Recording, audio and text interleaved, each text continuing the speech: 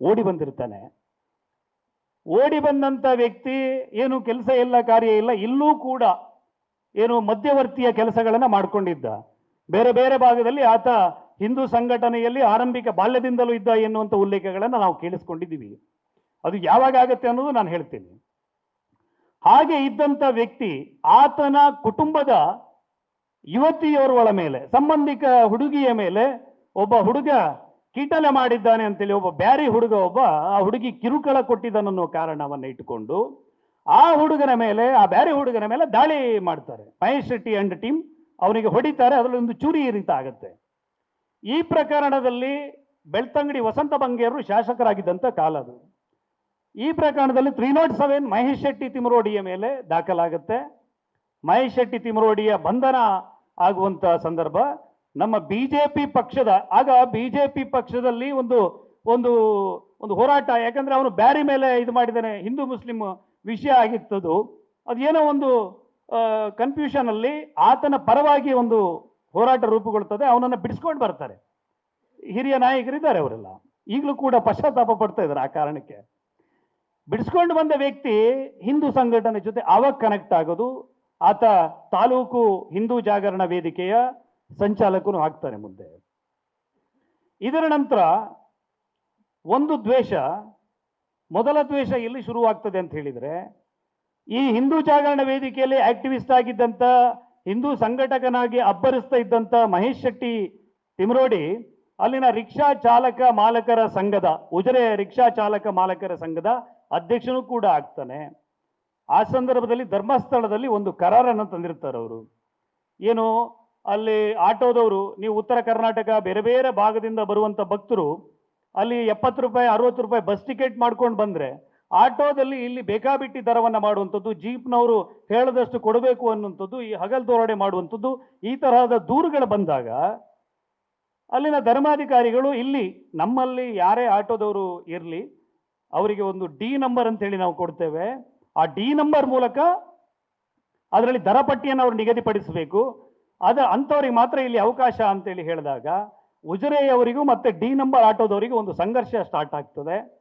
ಅದೇನು ಧರ್ಮಸ್ಥಳದವ್ರದ್ದು ಇದು ಆ ಥರ ಏನು ಆಟೋದವ್ರದ್ದು ದಬ್ಬಾಳಿಕೆ ಅನ್ನೋ ರೀತಿಯಲ್ಲಿ ಮಹೇಶ್ ಶೆಟ್ಟಿ ತಿಮರೋಡಿಯವರು ಇಲ್ಲಿ ಬಂದು ಬಲವಂತವಾಗಿ ಆ ಆಟೋ ಚಾಲಕರನ್ನ ಕ್ಯೂ ನಿಲ್ಲಿಸಲಿಕ್ಕೆ ಟ್ರೈ ಮಾಡಿದಾಗ ಆಟೋ ಚಾಲಕರು ಮಹೇಶ್ ಶೆಟ್ಟಿ ತಿಮರೋಡಿಯವರಿಗೆ ಹೊಡೆದು ಕಳಿಸ್ತಾರೆ.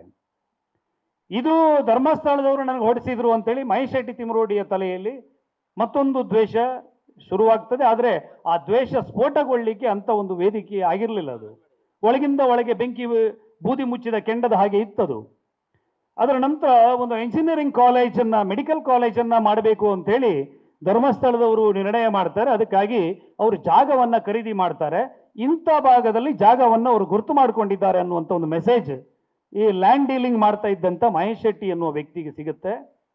ಆ ಮನುಷ್ಯ ಅಲ್ಲಿನ ಒಂದು ಯಾವುದೋ ಒಂದು ಫ್ಯಾಮಿಲಿ, ಅದು ಅವರ ಫ್ಯಾಮಿಲಿಯ ಅಷ್ಟೂ ಜಾಗವನ್ನ ಈತನ ಸಹೋದರ ದುಬೈನಲ್ಲಿ ಮೋಹನ್ ಶೆಟ್ಟಿ ಅಂತ ಹೇಳಿದ್ರು, ಅವರ ಬಂಡವಾಳವನ್ನ ಹೂಡಿಕೆ ಮಾಡಿ ಆ ಜಾಗವನ್ನ ಖರೀದಿ ಮಾಡಿ ಇವರಲ್ಲಿ ಆ ಲ್ಯಾಂಡ್ ಅನ್ನ ಮಾರುವಂತಹ ಎಲ್ಲ ಒಂದು ಯೋಚನೆಗಳನ್ನ ಮಾಡಿದಾಗ ಅದಕ್ಕಿಂತ ಮುಂದಿರುವಂತ ರಘುರಾಮ್ ಶೆಟ್ಟರ ಜಾಗವನ್ನು ಅವರು ಖರೀದಿ ಮಾಡ್ತಾರೆ. ರಘುರಾಮ್ ಶೆಟ್ಟರ ಜಾಗಕ್ಕೆ ಬಾರ್ಡರ್ ಹಾಕಿದಾಗ ಮಹೇಶ್ ಶೆಟ್ಟರ ಜಾಗಕ್ಕೆ ಹೋಗ್ಲಿಕ್ಕೆ ಕಾಲು ದಾರಿ ಮಾತ್ರ ಉಳಿಯುವಂಥದ್ದು. ಇದರಲ್ಲಿ ಹೂಡಿದ ಬಂಡವಾಳವೂ ಕೂಡ ಹೋಯಿತು. ಬಹಳ ಸಿಟ್ಟು ಬಂತು, ಇವರು ನನ್ನ ವಿರುದ್ಧನೇ ಇದ್ದಾರೆ ಅನ್ನುವಂಥ ಒಂದು ಸಿಟ್ಟು, ಇದೆಲ್ಲ ಒಟ್ಟಾಗ್ತಾ ಬಂದು ಮತ್ತೆ ಆ ಸಿಟ್ಟು ದ್ವೇಷ ಮೂರನೇ ಹಂತ ಯಾವಾಗ ಬರೋದು ಅಂತ ಕೇಳಿದರೆ, ಇದು ಬಹಳ ಚೆನ್ನಾಗಿದೆ. ಬಹುಶಃ ಯಾರಿಗೂ ಈ ಕಥೆಗಳು ಸ್ಪಷ್ಟವಾಗಿ ಗೊತ್ತಿಲ್ಲ. ನಿಮಗೆ ಉಜಿರೆಯ ದನಿಗಳು ಅಂತ ಹೇಳಿ ನೀವು ಯಾರು ಅಂತ ಕೇಳಿ, ಇವತ್ತು 2 ಸಾಲು ಉಜಿರೆಯಲ್ಲಿ ನಿಮಗೆ ಶಾಪಿಂಗ್ ಕಾಂಪ್ಲೆಕ್ಸ್ಗಳಿವೆ. ಅದರ ದನಿಗಳು ವಿಜಯ ರಾಘವ ಪಡಿವಟ್ನಾಯ ಅಂತೇಳಿ ಉಜಿರೆ ಜನಾರ್ದನ ಸ್ವಾಮಿ ದೇವಸ್ಥಾನದ ದನಿಗಳವರು, ಅದರ ಮುಖ್ಯಸ್ಥರು. ಬಹಳ ಒಳ್ಳೆ ಮನುಷ್ಯ, ವೃದ್ಧ ಬ್ರಾಹ್ಮಣ, ಸತ್ಯ ಅಂದ್ರೆ ದೇವರು ಅಂತ ಹೇಳಿ ಯಾರನ್ನಾದ್ರೂ ಕರೆಯೋದಿದ್ರೆ ಆ ಪಡುವಟ್ನಾಯರ ಅಂತ ಹೇಳಿ ಆ ಉಜಿರೆಯ ಇವತ್ತು 20,000 30,000 ಬಾಡಿಗೆ ಪಡೆಯಬಹುದಾದಂತ ಆ ಕಮರ್ಷಿಯಲ್ ಕೋಣೆಗಳಿಗೆ 3,000 2,000 ರೂಪಾಯಿ ಬಾಡಿಗೆಗೆ ಅವರು ಕೊಡ್ತಾ ಇದ್ರು. ಅವ್ರ ಕುಟುಂಬ ಇವತ್ತು ಅಲ್ಲಿದೆ, ಶರಶ್ಚಂದ್ರ ಪಡಿವಟ್ನಾಯ್ ಅಂತೇಳಿ. ಈ ಮನುಷ್ಯ ಹೋಗಿ ಇವ್ರದ್ದು ಬೇಕಾದಷ್ಟು ಜಾಗ ಇದೆಯಲ್ಲ, ಅವ್ರದ್ದು ಒಂದು 2 ಎಕರೆ ಜಾಗ ನನಗೆ ಕೊಡಬೇಕು, ನಿಮ್ಮ ಹತ್ರ ಬೇಕಾದಷ್ಟು ಜಾಗ ಇದೆ ರೀ, ಕೊಡಿ ನಂಗೊಂದು 2 ಎಕರೆ, ನಾನಿಲ್ಲಿ ಗಣೇಶೋತ್ಸವ ಮಾಡಿಸ್ತೀನಿ, ಅದು ಮಾಡಿಸ್ತೀನಿ, ಇದು ಮಾಡ್ತೀನಿ ಅಂತೇಳಿ ದಬ್ಬಾಳಿಕೆ ಮಾಡಕ್ಕೆ ಶುರು ಮಾಡ್ತಾನೆ. ಆಗ ವಿಜಯ ರಾಘವ್ರು ಅವ್ರೇನು ಕೊಡೋದಿಲ್ಲ ಅಂತ ಹೇಳೋದಿಲ್ಲ, ಅಲ್ಲೊಂದು ಕಾಂಪ್ಲೆಕ್ಸ್ ಆಗ್ತಾ ಇದ್ದಾಗ ಅದ್ರಲ್ಲಿ ಒಂದು ಕೋಣೆ ನಿನಗೆ ಕೊಡ್ತೀನಿ ಅಂತ ಹೇಳ್ತಾರೆ, ಫ್ರೀ, ಏನೋ ದುಡ್ಡಿಗೆಲ್ಲ ಫ್ರೀಯಾಗಿ ಕೊಡ್ತೀನಿ. ಇಲ್ಲ, ಇವನೇನು ಮಾಡ್ತಾನೆ, ಅದನ್ನು ಕೇಳೋದಿಲ್ಲ ಇವನು ತನ್ನ ಜನಗಳನ್ನ ಕರ್ಕೊಂಡು ಬಂದು ಆ ಜಾಗಕ್ಕೆ ಬೇಲಿ ಹಾಕಿಸ್ತಾನೆ. ಇದನ್ನು ಮುಟ್ಟಿದೆ ನಿಮ್ಮ ಮೇಲೆ ಕೇಸ್ ಮಾಡಿಸ್ತೇನೆ, ನಿಮ್ಮ ಮೇಲೆ ಅಟ್ರಾಸಿಟಿ ಕೇಸ್ ಮಾಡಿಸ್ತೇನೆ ಅಂತ ಹೇಳಿ ಥ್ರೆಟ್ ಮಾಡಿ ಅವರಿಗೆ ಬಾಯಿಗೆ ಬಂದಾಗ ಬೈತಾನೆ. ಬಾಯಿಗೆ ಬಂದಾಗ ಕೇಳಿಸ್ಕೊಂಡ ಜನರಲ್ಲಿ ಆಕ್ರೋಶ ಬೆಂಕಿ ಹೇಳುತ್ತೆ. ಇವರು ಪಡವಟ್ನಾಯರು ಧರ್ಮಸ್ಥಳಕ್ಕೆ ಹೋಗಿ ಮಂಜುನಾಥ ಸ್ವಾಮಿಯ ಮುಂದೆ ಪ್ರಾರ್ಥನೆಯನ್ನ ಮಾಡಿ, ಅಣ್ಣಪ್ಪ ಸ್ವಾಮಿಗೆ ಪ್ರಾರ್ಥನೆ ಮಾಡಿ, ಒಂದು ಆ ತಂಬಿಗೆ ನೀರನ್ನು ತಂದು ಜನಾರ್ದನ ಸ್ವಾಮಿಗೆ ಪ್ರಾರ್ಥನೆ ಮಾಡಿ ನೀನೇ ನೋಡ್ಕೊಳ್ಬೇಕು ಅಂತೇಳಿ ಬಿಟ್ಟು ಬಿಡ್ತಾರೆ ಅವರು. ಈ ರೌಡಿಯ ವಿರುದ್ಧ ನನಗೆ ಹೋರಾಟ ಮಾಡಕ್ ಆಗೋದಿಲ್ಲ, ಇದು ದೇವ್ರು ನೋಡ್ಕೊಳ್ಳಿ ಅಂತೇಳಿ ಬಿಟ್ಟು ಬಿಡ್ತಾರೆ. ಬಹಳ ಹಿರಿಯರವರು, ಕೇಳಿ ನೀವು ಉಜಿರೆಗೆ ಹೋಗಿ. ಆಗ ಈ ಧರ್ಮಸ್ಥಳದಿಂದ ಈ ವಿಷಯ ತಿಳ್ಕೊಂಡಂತ ಒಂದಿಷ್ಟು ಜನ ಮತ್ತೆ ಉಜಿರೆಯ ಊರಿನವರು ಇವನ ಹಾಕಿದಂತ ಬೇಲಿಯನ್ನು ಒಡೆದು ಒಗಾಯಿಸಿ ಬಿಡ್ತಾರೆ. ಇದನ್ನ ಮಾಡಿಸಿದ್ದು ಕೂಡ ಯಾರು ಅಂತ ಅನ್ಕೊಳ್ತಾನ ಅವನು? ಯಾರು? ಧರ್ಮಸ್ಥಳದವರು. ಇದನ್ನು ಮಾಡಿದ ಅಂದ್ರೆ ಈ ಧರ್ಮಸ್ಥಳದವರು ನನಗೆ ಒಟ್ಟಾರೆ ಒಂದು 2 ಎಕರೆ ಜಾಗ ಒಳಗೆ ಹಾಕೋತಾ ಇದ್ದ, ಇದಕ್ಕೂ ಅವಕಾಶ ಕೊಡ್ತಾ ಇಲ್ಲ. ನೀವು ನೋಡಬಹುದು, ಆ ವಿಶ್ವನಾಥ್ ಶೆಟ್ಟರ್ ಜಾಗಕ್ಕೆ ಬೇಲಿ ಹಾಕಂಡ, ಸ್ವಂತ ಭಾವ ಶಂಕರ್ ಶೆಟ್ಟರು ಕಣ್ಣೀರಿಟ್ರು ಮೀಡಿಯಾದ ಮುಂದೆ, ನನ್ನ ಜಾಗ ಒಳ ಹಾಕೊಂಡ, ನನಗೆ ಹೊಡೆದ ಅಂತೇಳಿ. ಅಂತ ರಾಕ್ಷಸ ಅವನು. ಇದು ಅವನಿಗೆ ಮತ್ತೊಂದು ಸಿಟ್ಟಿಗೆ ಕಾರಣ ಆಯಿತು. ಈ ಧರ್ಮಸ್ಥಳದವರು ಹೆಂಗಾದ್ರೂ ಮಾಡಿ ಕಲಿಸ್ಬೇಕು ನಾನು ಅಂತೇಳಿ ಆ ಮನುಷ್ಯ ಕಾಯ್ತಾ ಇದ್ದ. 2012ನೇ ಇಸವಿಯ ತನಕವೂ ಕೂಡ ಧರ್ಮಸ್ಥಳದಲ್ಲಿ ಇರುವಂತ ನೌಕರ ವೃಂದದಿಂದ ಈತ ಚಂದ ವಸೂಲಿ ಮಾಡ್ತಾ ಇದ್ದ. ಅವನಿಗೆ ಹೆದರ್ಕೊಂಡು ಕೊಡ್ತಾ ಇದ್ರು, ಅವನಿಗೆ ನಮ್ಮ ಅಣ್ಣ ಅಂತ ಹೇಳ್ಕೊಂಡು ಕೊಡ್ತಾ ಇದ್ರು, ಗೊತ್ತಿಲ್ಲ. ಅಲ್ಲೇ ಕೆಲಸ ಮಾಡ್ಕೊಂಡು ಇವನಿಗೂ ದುಡ್ಡು ಕೊಟ್ಟವ್ರು ಇದ್ದಾರೆ. ಧರ್ಮಸ್ಥಳದಿಂದಲೂ ದುಡ್ಡನ್ನು ತಗೊಂಡು ಬರ್ತಾ ಇದ್ದ ಆತ. ಈ 2013ನೇ ಇಸ್ವಿಯಲ್ಲಿ ಈ ಪ್ರಕರಣಕ್ಕೆ ಆತ ಎಂಟರ್ ಆಗ್ತಾನೆ. ಸೌಜನ್ಯ ಹೋರಾಟ ಹಾದಿ ತಪ್ಪಿದ್ದು ಎಲ್ಲಿ, ಆ ಸಬ್ಜೆಕ್ಟ್ಗೆ ಈಗ ಕನೆಕ್ಟ್ ಆಗುದು ನಾನು. ಸೌಜನ್ಯ ಎನ್ನುವಂತ ಒಂದು ನಿಷ್ಪಾಪಿ ಹತಭಾಗ್ಯ ಹೆಣ್ಣು ಮಗುವಿನ ರೇಪ್ ಅಂಡ್ ಮರ್ಡರ್ ಆಗ್ತದೆ.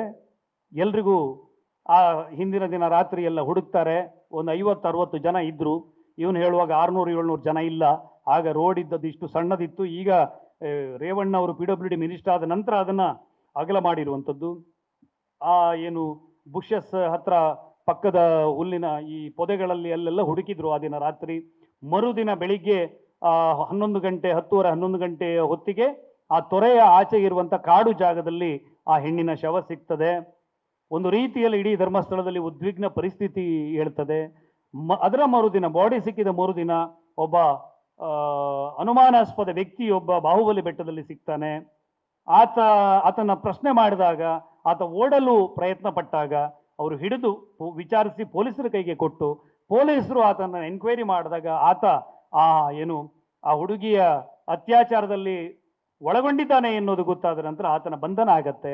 ಆ ಸಂದರ್ಭದಲ್ಲಿ ಇಡೀ ಉಜಿರೆ ಬೆಳ್ತಂಗಡಿ ಆ ಭಾಗದ ಜನ ಪೊಲೀಸ್ ಠಾಣೆಯ ಮುಂದೆ ಬಂದು ಆ ವ್ಯಕ್ತಿಯನ್ನು ನಂಬಿಕೊಡಿ ಅಂತ ಹೇಳಿ, ಅವನಿಗೆ ನಾವು ಶಿಕ್ಷೆ ಕೊಡ್ತೀವಿ ಅಂತೇಳಿ. ಯಾಕಂದ್ರೆ ಇಡೀ ಜನ ಆ ಮಗುವಿನ ಆ ಚಿತ್ರಣದ ಬಗ್ಗೆ ಬಾಯಿಂದ ಬಾಯಿಗೆ ಹರಡಿ ಆ ಸುದ್ದಿಯನ್ನ ಕೇಳಿ ಆಕ್ರೋಶಿತರಾಗಿದ್ರು.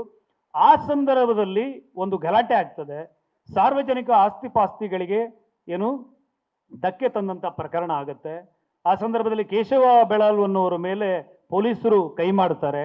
ಅವ್ರ ಮೇಲೆ ಪೊಲೀಸರ ಮೇಲೆ ಅವರು ಕೇಸ್ ಮಾಡ್ತಾರೆ ಎನ್ನುವಂತ ವಾತಾವರಣ ನಿರ್ಮಾಣ ಆಗುತ್ತೆ. ಆ ಸಂದರ್ಭದಲ್ಲಿ ಇದಕ್ಕೆಲ್ಲ ಯಾರು ಕಾರಣ ಅಂತೇಳಿ ಆ SP ಬಂದು ಕೇಳಿದಾಗ, ಇದೆಲ್ಲ ಮಹೇಶ್ ಶೆಟ್ಟಿ ತಿಮರೋಡಿಯ ಜನ ಮಾಡಿರೋದು ಅಂತೇಳಿ ಹೇಳಿದಾಗ ಆತನ ಮೇಲೆ ಒಂದು ಪಿಟ್ಟಿ ಕೇಸ್ ದಾಖಲಾಗತ್ತೆ. ಹಿಂದೆ 307ನ ಕಾರಣಕ್ಕೆ ಅವನು ಬಚಾವಾಗಿ, ಇನ್ಯಾವುದೋ ಗಲಭೆಯ ಕಾರಣಕ್ಕೆ ಆತನನ್ನ ಮಂಜುನಾಥ್ ಶೆಟ್ಟಿ ಪೊಲೀಸು ಕರ್ಕೊಂಡೋಗಿ ಇಡೀ ದಿನ ಠಾಣೆಯಲ್ಲಿ ನಿಲ್ಲಿಸಿದ್ರು. ಆ ಹೆದರಿಕೆಗೆ ಅವನು ಊರು ಬಿಟ್ಟು ಓಡಿ ಹೋಗ್ತಾನೆ. ಅದರ ನಂತರ ಸೋಮನಾಥ್ ನಾಯಕ್ ಮತ್ತೆ ಮಹೇಶ್ ಶೆಟ್ಟಿ ತಿಮರೋಡಿ ಒಂದು ಸೇರಿಕೊಂಡು ಈ ಪ್ರಕರಣವನ್ನ ಧರ್ಮಸ್ಥಳದವರ ತಲೆಗೆ ಕಟ್ಟಬೇಕು ಎನ್ನುವ ಕಾರಣಕ್ಕೆ ಸಂಚನ ರೂಪಿಸ್ತಾರೆ. ಕೇಮಾರು ಸ್ವಾಮಿಗಳು ಬರುವ ದಿವಸ ಮಹೇಶ್ ಶೆಟ್ಟಿ ತಿಮರೋಡಿ ಫಸ್ಟ್ ಅಲ್ಲಿಗೆ ಎಂಟ್ರಿ ಕೊಡೋದು ಸೌಜನ್ಯಳ ಮನೆಗೆ. ಅದನ್ನು ಹೋರಾಟವಾಗಿ ಮಾಡಬೇಕು, ಇದು ಸಂತೋಷ ಅಲ್ಲ ಎನ್ನುವಂತ ರೀತಿಯ ಮಾತುಗಳಾಗ್ತದೆ. ಇದರಿಂದ ಬೇರೆ ಯಾರು ಇದ್ದಾರೆ ಅನ್ನೋ ರೀತಿಯಲ್ಲಿ ಚರ್ಚೆಗಳಾಗ್ತದೆ. ಪೊಲೀಸ್ ತನಿಖೆ ಬೇಡ, COD ತನಿಖೆ ಆಗಬೇಕು ಅಂತ ಆಗ್ತದೆ. ಆ ಸಂದರ್ಭದಲ್ಲಿ ಧರ್ಮಾಧಿಕಾರಿಗಳು ಆ ಹಿಂದೆ ಇವರಿಗೆ ಆರ್ ಅಶೋಕ್ ಹೋಮ್ ಮಿನಿಸ್ಟರ್ ಇದ್ರು, ಅವರೇ ಫೋನ್ ಮಾಡಿ ಇದನ್ನ ಬಹಳ ಪರಿಪೂರ್ಣವಾಗಿ ಕಟ್ಟುನಿಟ್ಟಾಗಿ ಕ್ರಮ ಕೈಗೊಳ್ಳಬೇಕು ಅಂತೇಳಿ ವೀರೇಂದ್ರ ಹೆಗಡೆಯವರೇ ಕರೆ ಮಾಡಿ ಹೇಳಿರ್ತಾರೆ. ಅದರ ನಂತರ COD ತನಿಖೆ ಆಗಬೇಕು ಅಂತ ಹೇಳಿದಾಗ ಸರ್ಕಾರಕ್ಕೆ ವೀರೇಂದ್ರ ಹೆಗಡೆಯವರೇ ಒತ್ತಡವನ್ನು ಹಾಕುವಂಥದ್ದು. ಮುಂದೆ CBI ತನಿಖೆ ಆಗಬೇಕು ಅಂದಾಗಲೂ ಕೂಡ ವೀರೇಂದ್ರ ಹೆಗಡೆಯವರೇ ಸರ್ಕಾರಕ್ಕೆ ಪತ್ರವನ್ನು ಬರೆದಿರುವಂಥದ್ದು. ಆ ಪತ್ರಗಳು ಕೂಡ ನಮ್ಮಲ್ಲಿ ಇವೆ, ನಾವು ಸಂಗ್ರಹ ಮಾಡಿವೆ. ಇದರ ನಡುವೆ 1 ವರ್ಷಗಳ ಗ್ಯಾಪ್ ಅನ್ನ ತಗೊಂಡು 2013ರಲ್ಲಿ TV9 ಸ್ಟುಡಿಯೋದಲ್ಲಿ ಮಾವ ವಿಠಲಗೌಡ ಮತ್ತೆ ಸೌಜನ್ಯ ಮಗುವಿನ ತಾಯಿ ಕುಸುಮಾವತಿ ಜೊತೆಗೆ ಮಹೇಶ್ ಶೆಟ್ಟಿ ತಿಮರೋಡಿ ಅವರು ಕಾಣಿಸಿಕೊಂಡು ಅಲ್ಲಿ 4 ಯುವಕರ ಹೆಸರು ಬರುವಂಥದ್ದು. ಒಂದು ನಿಶ್ಚಲ್ ಜೈನ್, ಹರ್ಷೇಂದ್ರ ಕುಮಾರ್ ಅವರ ಮಗ ನಿಶ್ಚಲ್ ಜೈನ್, ಮತ್ತೆ ಧೀರಜ್ ಜೈನ್, ಮಲ್ಲಿಕ್ ಜೈನ್, ಉದಯ್ ಜೈನ್ ಅಂತೇಳಿ. ಧೀರಜ್ ಕೆಲ್ಲ ಅವರೆಲ್ಲ ಜೈನ ಕುಟುಂಬದವರೇ. ಹಾಗಾಗಿ ಇವರೇ ಮಾಡಿರುವುದು ಎನ್ನುವಂಥದ್ದು